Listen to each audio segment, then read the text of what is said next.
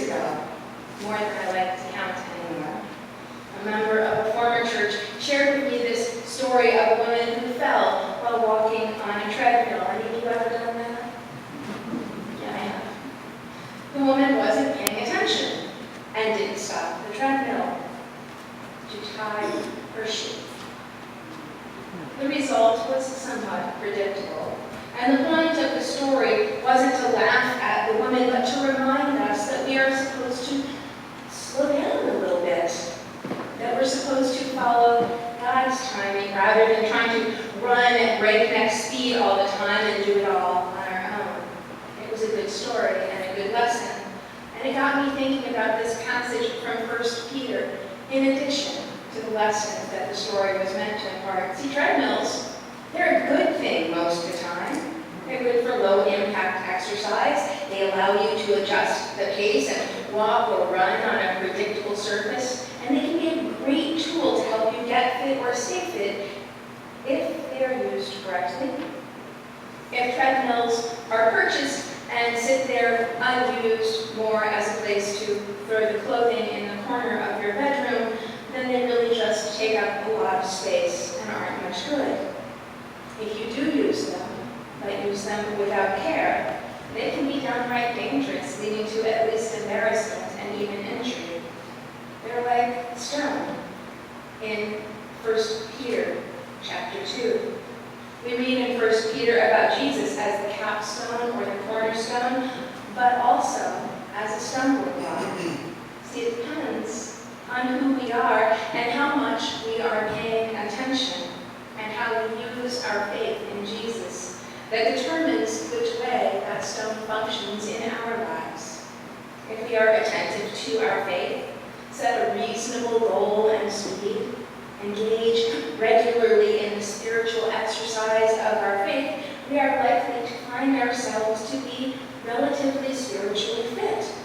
And if we are out of spiritual shape, it is not hard to improve on that by adopting a regular program of spiritual exercise. It doesn't have to be difficult, but it does need to be regular. Just like if you spend an hour once or twice a month on a treadmill, it's not going to be sufficient to improve our physical health. Neither is an hour once or twice a month in worship likely to keep us in good enough spiritual shape to really be the people God has called us to be. Also, like a treadmill, if we try to make up for a lengthy neglect of spiritual exercise all at once, we may find ourselves overwhelmed and just give up on the whole thing. Or we may feel that we are perpetually running to simply keep from falling like the woman in that story. If we don't pay attention, we might make mistakes that could actually harm us. And if you're wondering how spiritual mistake can be harmful, think about those folks who use their very strong faith in God in ways that turn others away from God. Those who preach a harsh and judgmental God, neglecting to give appropriate balance to the love and mercy God gives. Those folks do harm, leading some to neglect to reject the Lord as much too harsh. And then you have those who focus only on the love and mercy and accept everything that everyone does, defending everybody's point of view, which leaves people stuck in sin and draws them farther from the path that God has called us to, leading people not so much to reject the Lord, but to reject the Lord's teachings. With a treadmill, if we fail to pay attention, we can stumble and fall, causing injury to ourselves. The same is true if we fail to pay attention to the tools of spiritual exercise, the main ones being prayer and worship. If we don't know what Scripture calls sin, how do we know if we're engaged in it? If we fail to pray for God's guidance, how do we anticipate being anything other than lost? If we don't make worshiping with other Christians a priority, how are we going to feel connected to God's family of faith? These tools for spiritual fitness, like a treadmill, do little to help us if we don't use them the right way. And often, and we as God's own tool in this world sure that we are in good shape for God to use us. Like a treadmill that becomes nothing but an expensive clothes hanger, if we are not used by God, and we are not doing what we were made to do, God chose us, each and every one of us, for a purpose, in exactly the same manner that He chose the prophets of old and the apostles in the early days of Christianity. Just like we might go out and shop for a treadmill or some other piece of equipment, choosing the features that serve us best for the task at hand, God chose you. He chose exactly the characteristics that you have to do the work that God intends for you to do. He chose you to be part of a much larger plan. God didn't head out to the local sporting goods store to find you. God created you, even before you were formed in your mother's womb. God's plan is bigger than we recognize. God's plan is larger than our lifetime. We were created to be tools for God's great project, sharing His love and His teachings with the world, so that all who believe will be saved for eternal life in heaven. In our Isaiah passage this morning, God is quoted as saying, "I will also make you a light for the Gentiles, that you may bring my salvation to the ends of the earth." That is the purpose we had for Isaiah, and it is the purpose God has for us as well. We are supposed to be a light, but in order to shine, we must be ready to work. We must be ready for God's power to flow through us when He flips on that metaphorical switch. Only if we are ready, with all the connections secure and all the parts in good shape and all the light bulbs screwed in, only then will we be ready to follow God's plan. Then we will be ready to help shine God's light into even the darkest places. Each and every believer throughout all of history has been part of God's plan. God wants to use all the parts, fitting them together like a puzzle that we can't even see, to accomplish God's purpose. And how God will always prevail. How much better it is if we are a good and ready tool that God can use in His plan, instead of a rusty and broken down tool that causes frustration and delay. So if we are to be a good part of God's larger plan, we actually have to work at it. We have to use the tools of faith to make sure we are ready when the opportunity comes to be used by God to carry forth His word. It's for this we are formed, for this that we were chosen. Our Isaiah passage this morning comes just after this section in Isaiah where he has complained that he is not good enough, that he is not effective in the purpose for which he was created and chosen, the part of God's plan he was called upon to carry out. And today's passage, that's God's reply. Basically, it's a reminder to keep going, even if what you're doing doesn't seem like it makes much sense or makes much difference. The fact is that each individual person might make little difference in any particular period of time, but it's the collective effort of repetition and dedication to the task at hand that makes the difference. The same is true of God's use of us. Individually, it's hard to see how what we do makes a difference, but collectively, we become building materials for God's kingdom. We are called to be living stones that, based on the foundation of the cornerstone, build a great spiritual house, a church. But it all hinges on making sure that we are true to the cornerstone of our faith, true to the Lord Jesus.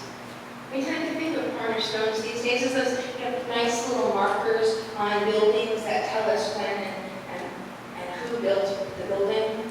Largely with modern building methods, that's actually what a cornerstone is. It's just kind of like a stone with words and dates carved into it. But originally, cornerstones served a much greater function. They were the first stone laid off of which all the rest of the building built. It had to be just right. It had to be set in just perfectly for the building to be strong enough to last.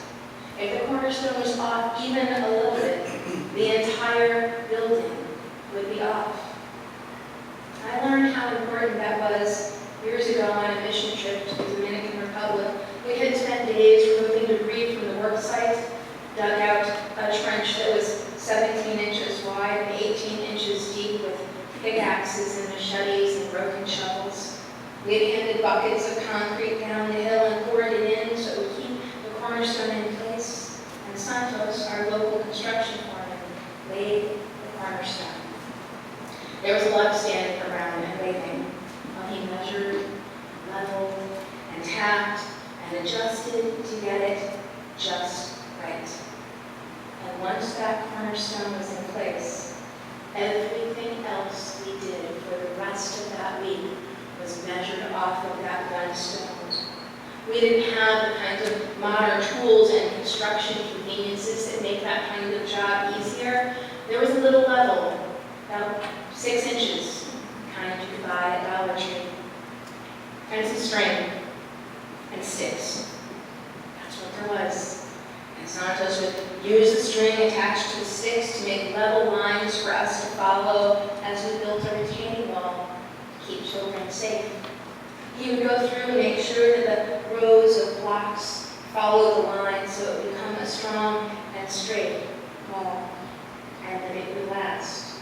The entire structure was measured not stone by stone, but in relationship to that first and most important foundational stone, the cornerstone.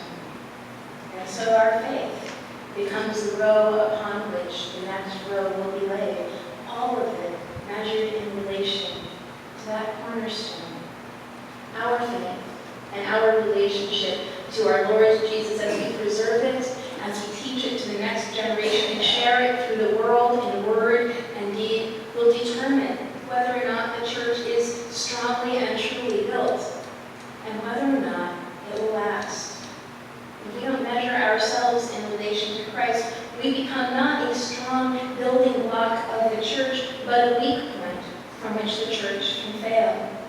If we teach harsh truth without love and mercy, we create weakness like stones that are too brittle and may crack or crumble. If we teach only love and acceptance without any standards or God's truth, then we create weakness like stones that are too soft to support the next layer and give way under the weight of future generations. If we keep our faith to ourselves, then don't go out into the world and help others as we are called to do, sharing the good news, then quite frankly, we're pretty lousy cornerstones. We must be good stones in order for the church to continue to be built strong and true. We must teach well the love and mercy of Christ while also holding on to truth and justice as well. A final note about how a cornerstone can become a stumbling block. For those who refuse to see what is plainly in front of them, a cornerstone, no matter how carefully and solidly set, will not be something on which to build, but something that will trip us up. The religious leaders of the inherited faith, Judaism, at the time of the early church, failed to accept Jesus as the cornerstone. And they had done all the preparatory work. They had answered the call for the building up of God's kingdom to that point, but then, when it was time to lay the cornerstone, they were too busy focusing on other things. The religious leaders were too busy seeking their own power to be willing to see that this cornerstone had already been laid by the ultimate construction foreman. And so as they refused to see, their relationship with God changed. People stumbled and fell away from God's larger plan over the one from whom the great building of the church was meant to be measured. They didn't accept the cornerstone that was in place, but rejected him in search of another. As row upon row of believers was added to the foundation of the church, those who refused to see were not incorporated, but were left off to the side, disconnected from God's plan. You, we, are but one stone each in the building up of the church. One small piece of God's larger plan, but God has chosen you for the building up of the church, the building up of the kingdom. God has laid the cornerstone, and those who have carried on the faith have become the rows of believers on which our foundation is built, that we will add to. Let us be good and true living stones, not weak or brittle, not too soft to hold up, that we may be used by God in His great building plan. For God is the architect who sees every aspect of a much larger plan and who knows just what to do. Even if others reject you, and we've all been rejected at different points in our lives, remember